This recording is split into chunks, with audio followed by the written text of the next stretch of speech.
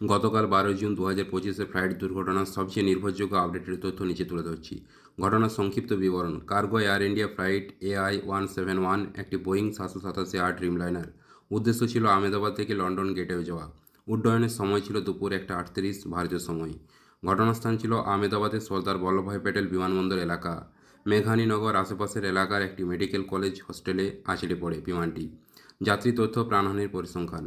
মোট যাত্রী ও ক্রু 242 জন, তার মধ্যে 283 জন যাত্রী ও 12 জন ক্রু। এদের মধ্যে 169 জন ভারতীয়, 53 জন ব্রিটিশ, 7 জন পর্তুগিজ ও 1 জন কানাডীয়। মাত্র একজন প্রাণে বেঁচে আছেন। 40 বছর বয়সী ব্রিটিশ নাগরিক বিশ্বাস কুমার রমেশ হাসপাতালে আছেন। নিচে পাওয়া মৃতদেহের সংখ্যা। বিভিন্ন সূত্র বলছে 204 থেকে 294 জন পর্যন্ত মৃত, যাদের মধ্যে অনেকে স্থানীয় লোক। নিহত হয়েছে মেডিকেল কলেজ হোস্টেলে অন্তত 5 জন। 50 জন আহত হয়েছে। ভয়াবহ দৃশ্য। প্রচার ভিডিওতে দেখা যাচ্ছে প্লেন ধীরে নেমে আসছে, তারপর অগ্নিকাণ্ডের সাথে বিস্ফোরণ ঘটে, সেই সঙ্গে প্রচুর কালো ধোঁয়া উড্ডীয়মান। জরুরি উদ্ধার ও প্রতিক্রিয়া। পুলিশ, ফায়ার সার্ভিস, আর্ম বানিয়েছেন, এনটিএসবি, FAA সবাইকে তদন্তে টানা হয়েছে। কংগ্রেস নিজস্ব দল বিমান, টাটা কর্তৃপক্ষ, বোয়িং তাদের সবাই উদ্ধার তদন্তে সহায়তা দিচ্ছে। প্রধানমন্ত্রী মোদী, UK ও US নেতারা শোক জ্ঞাপন করেছেন। সম্ভাব্য কারণ তদন্ত।